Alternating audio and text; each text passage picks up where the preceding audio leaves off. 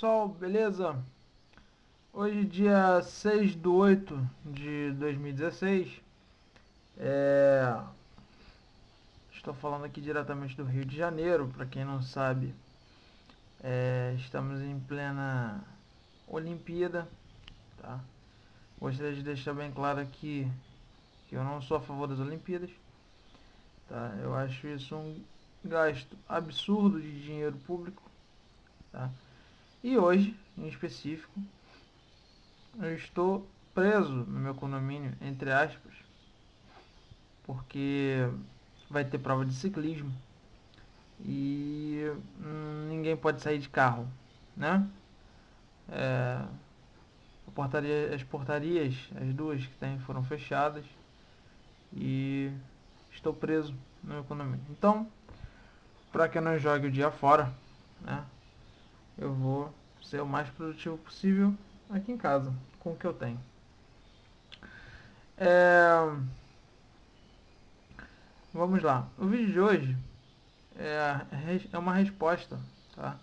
A pergunta do nosso amigo inscrito, recém-inscrito inclusive, seja muito bem-vindo, o Rafael Gomes, tá? E ele pergunta assim, eu tenho uma caixa preparada feita sob encomenda na litragem correta para receber 2 subwoofers. Quando eu encomendei o projeto, eu não entendia nada de som. Eu consigo montar um som para ouvir de porta-malas aberto usando subwoofers? E outra dúvida, dá para causar os subwoofers com 2 médio graves? Então, cara, vamos lá. Tua pergunta, na verdade, ela tem que ser dividida em duas partes aí, tá? Primeira coisa, essa questão de receber 2 subwoofers, ela é muito genérica, tá? Você não especificou aqui, eu também não sei como é que é essa caixa. Seguinte, quando você encomenda uma caixa para usar um ou mais alto-falantes, você tem que encomendar para um tipo de alto-falante em específico, tá? Um modelo em específico de alto-falante. Por quê? Não adianta você fazer uma caixa, vamos dizer, para um bicho-papão, tá? Da Bomber. E você pegar um cara preta da Pioneer, tá? E tacar na mesma caixa. Não vai tocar, tá? Mas não vai tocar de uma forma excelente, tá? Por quê? Mesmo que os dois tenham 12 polegadas, as semelhanças param aí, tá? Porque muda muito o deslocamento do cone, tá? Do alto-falante, é, muda o material do cone do alto-falante. Então, às vezes você tem uma centragem mais dura ou menos dura, tá? Então, cada alto-falante tem no seu manual a litragem correta, tá? Para você usar na caixa, tá? Então, assim, se você encomendou uma caixa para usar com qualquer alto-falante de 12, tá? E você não observou a litragem, tá? É, eu não sei se você já tem os subwoofers, tá? Dê uma olhada. Se você já tem os subwoofers, dê uma olhada no manual do subwoofer para ver qual é a litragem correta. E reze para que a sua caixa tenha uma litragem maior do que a recomendada para o subwoofer, porque aí você pode diminuir essa litragem. Tá? Você pode diminuir o volume dessa caixa usando acrilon, usando espuma, usando um monte de coisa que dá para você fazer aí uma redução, entre aspas, precisa, tá? Isso você tem que ver certinho como é que vai ser feito, porque se você diminuir demais também não adianta nada. Se a sua caixa for menor do que a litragem recomendada para o seu sub, infelizmente você só tem uma coisa a fazer. Você pode inverter o seu subwoofer, você pode botar a bunda dele para fora, né, todo o conjunto magnético para fora, e aí você eventualmente consegue ganhar, sei lá, uns 2 litros ali fazendo isso, tá? Isso não é garantia de você conseguir a litragem correta, tá? Mas você consegue ganhar um pouquinho de espaço relativo, né? Então é isso. Vamos lá. Na verdade seria a terceira dúvida, porque o primeiro não era uma dúvida, né? Só estou chamando a atenção para uma coisa que você não citou, que é importante, tá? A segunda parte, tá? Se você consegue montar um som para ouvir de porta-malas aberto, usando o subwoofer. Sim, você consegue, tá? Agora, eu não sei o que você quer dizer com ouvir o som de porta-malas aberto. Por quê? Porque uma coisa é você abrir o porta-malas, tá? E você tem um alcance de 15 até 30 metros de distância da mala do seu carro, é, com um som de qualidade. Outra coisa é você ter um, um som que tem até 250 metros de alcance, mas é um som ruim. Tá? Um som estourado, enfim. Então, isso vai variar, várias coisas vão determinar se você vai ter um bom som de mala aberta ou não.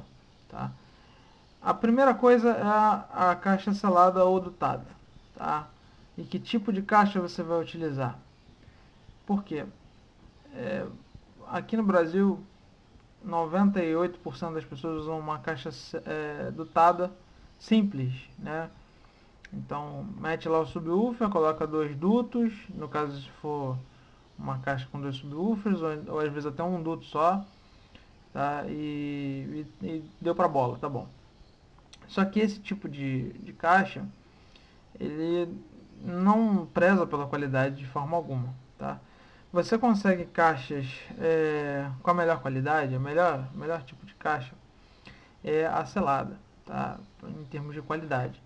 Você perde sim em volume com a tampa aberta, o porta-mala aberto, mas você não perde em qualidade, tá? Você continua ouvindo um grave gostoso mesmo com o porta-malas aberto. Tá? Se a sua intenção é tocar mais alto do que os outros, tá? Competir com os outros, ou então tocar um funk, sei lá, tá? Fazer um som trio, eu iria de dutada, tá? Por quê? Porque você não tem um comprometimento tão grande com a qualidade, tá? As músicas que você vai ouvir vão ter mais ou menos a mesma frequência de grave, tá? Então você não precisa ter uma caixa com uma precisão tonal maravilhosa, você precisa fazer barulho, né? Então vá de dutada. Ah, mas eu quero ter um som que toca bem, com uma qualidade boa e um volume aceitável. Vá de selada. E o que existe entre a selada e a dutada? Tá? Existem as caixas mais complexas, então a band pass, né? A de primeira, de segunda, terceira, quarta, quinta, sexta ordem. Então, que elas são mais complexas de você construir, tá? Elas têm que ter medidas precisas de construção, tá? Tanto de letragem como das paredes internas. E aí você consegue uma caixa que tem uma qualidade razoável, muito melhor do que a dutada simples, mas sempre inferior à totalmente selada, porque a totalmente selada é quem tem a melhor qualidade. Tá? E você consegue um volume tão bom quanto o de uma dutada, às vezes até mais. Tá? Então, respondendo a sua pergunta, sim, você pode montar um som para ouvir de porta-malas aberto usando subwoofer. Daí uma porrada de gente faz. Como você vai fazer isso é que deve ser a sua dúvida, que vai te nortear, né? O que você quer da mala do seu carro? É o volume, a qualidade? É para você ouvir um churrasco ouvir uma música num churrasco com a família no final de semana, ou é para você fazer uma competição de som? Tá? Se você não conhece uma competição de som, antes de montar o seu som, vá lá. Tá? Dica de amigo. Vá lá, dê uma olhada e aí talvez você mude de ideia. Tá? Bom, acho que eu respondi a sua pergunta. Então, assim, tem vários tipos de caixa, cada caixa vai te dar um resultado diferente, tá? Escolha a tua caixa para aquilo que você quer, tá? Mas a resposta é sim, com certeza. É, E a terceira pergunta é se você consegue casar, né, os subwoofers com dois médios graves. Sim, você pode casar e você deve casar. Qual é a questão? Vamos lá. O que é um médio grave? Tá? Um médio grave, ele se encaixa no woofer, né? Num woofer ou então num alto-falante de porta daqueles de 6x9, né? 6x9 não, de duas vias, desculpa, de duas vias. É, Como você vai fazer esse casamento? Aí que tá.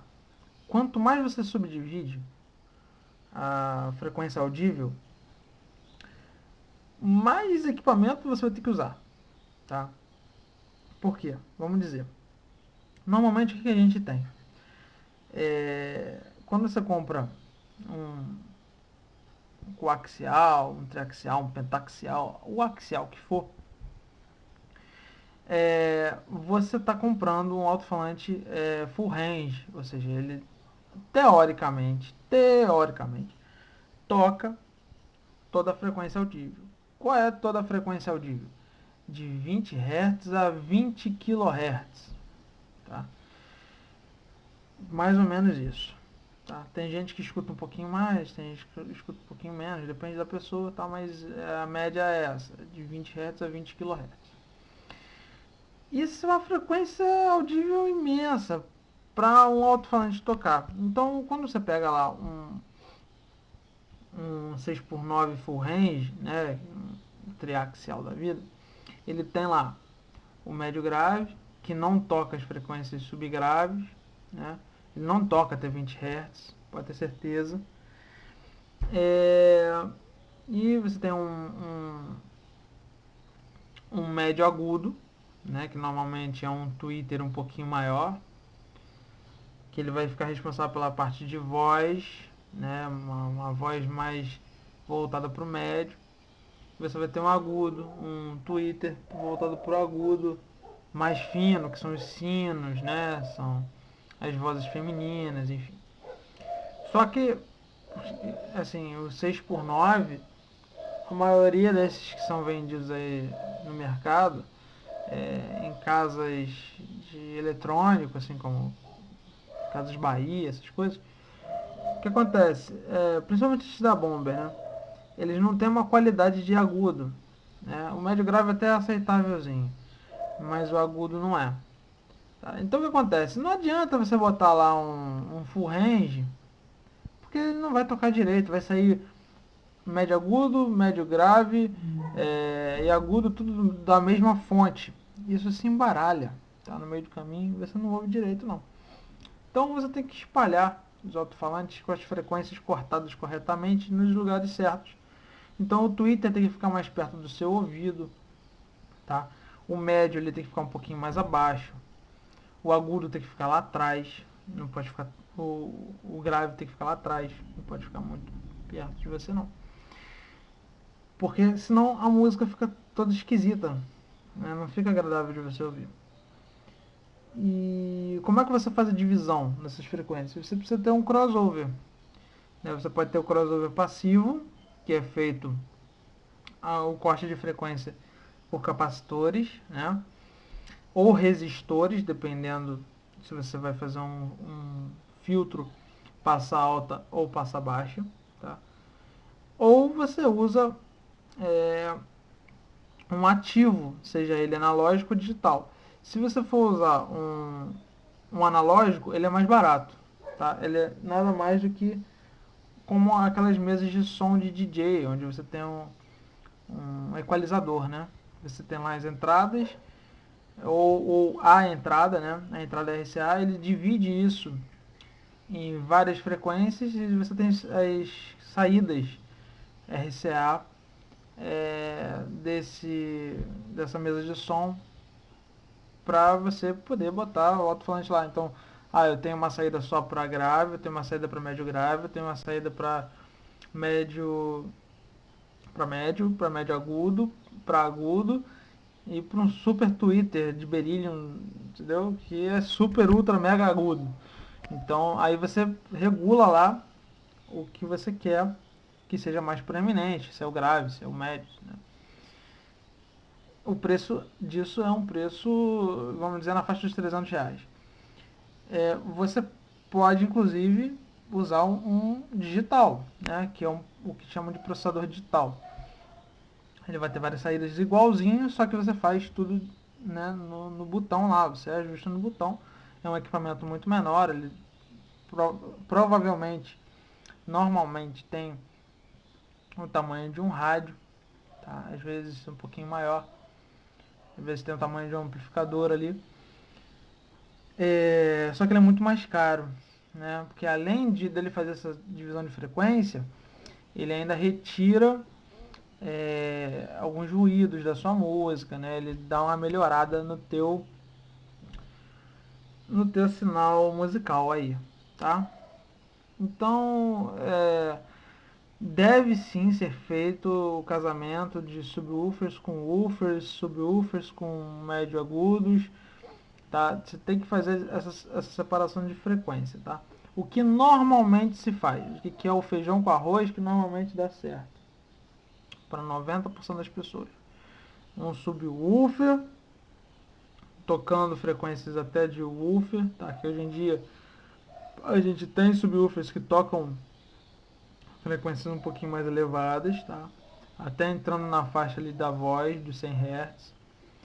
É, médios, né? E esses médios vão ser feitos ou por um 6x9, já com frequência de agudo cortada, ou por até woofers, vamos lá, de 10 polegadas, tá? É, ou pelo kit duas vias, a partir de médio do kit duas vias, e o agudo responsável mais pela voz feminina, né? Pelos sinos, né?